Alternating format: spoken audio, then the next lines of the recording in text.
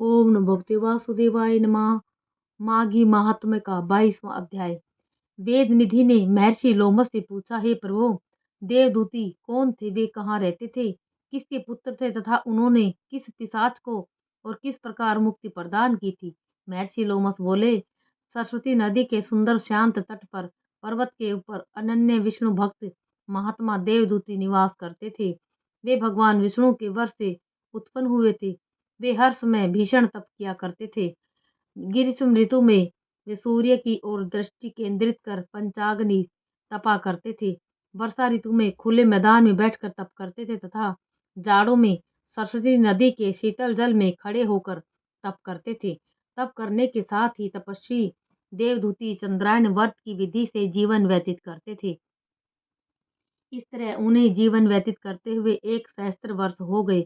उनकी तप क्षीण काया मांस रहित होकर मात्र अस्थियों तथा नाड़ियों व नसों के रूप में शेष रह गई थी। तथापि उनकी मुखाकृति पर प्रभामंडल के रूप में छाए विष्णु भक्ति के तेज पर किसी की दृष्टि स्थिर होना संभव नहीं था। विष्णु भक्त देवदूती प्रतिदिन सुगंधित पवित्र पुष्पों द्वारा वेद सूक्ति के परम मनोहर स्तोत्र पढ़कर भगवान विष्णु का पूजन किया करते थे।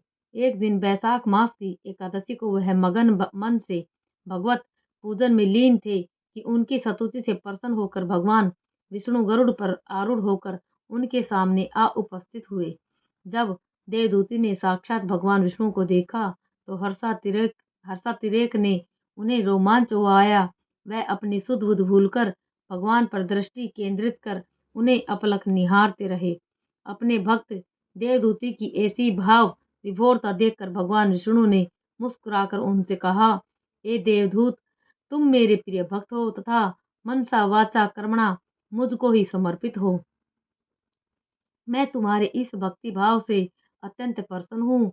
हे भक्तवर, अपनी इच्छा के अनुसार वरदान मांगो।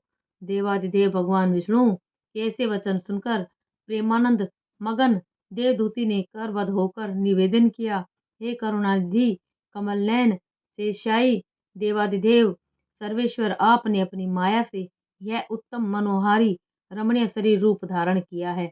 योगियों ऋषियों तथा तपस्वियों को भी दुर्लभ आपके दर्शन पाकर हे प्रभु मैं कृतार्थ हो गया। हे प्रभु, आपके दर्शनों से श्रेष्ठ और कौन सा वर है जो मैं मांगू। हे करुणानिधि दया सागर दीन बंधु, आपके दर्शन प्राप्त होते ही तीनों लोकों के उत्तम फल की प्राप्ति हो जाया करती है। समस्त कामनाएं तिरोहित हो जाती हैं। आपके दर्शनों से श्रेष्ठ ऐसी कोई वस्तु नहीं है जिसकी मैं आपसे याचना करूं। हे लक्ष्मीकांत, मैं आपसे एकमात्र यही वर मांगता हूँ कि मेरे हृदय में सदैव आपकी भक्ति बनी रहे। मेरी अन्य कोई कामना नहीं है, केवल आपकी अचल भक्ति की ही मेरी एकमात्र अभिलाषा है। अपने भक्त देवदूत के ये वचन सुनकर भगवान विष्णु ने कहा, हे भक्त प्रवर देवदूती, तुम्हारी कामना नीति धर्म और भक्ति से ओतप्रोत है। हे निष्पाप, मैं वर देता हूँ कि तुम्हारी भक्ति और तप में कभी भी कोई विघ्न बाधा उपस्थित नहीं होगी। साथ ही तुम्हारे द्वारा निर्मित इस स्तोत्र को पढ़ने वाले भक्त जनों के समस्त पापों और संतापों का नाश होगा।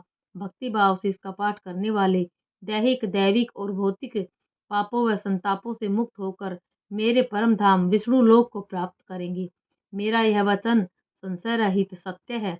महात्मा देवदूती से ऐसा कहने के पश्चात भगवान विष्णु अंतर्ध्यान हो गए। विष्णु भक्त देवदूती पुनः भगवान विष्णु की भक्ति में लीन हो गए।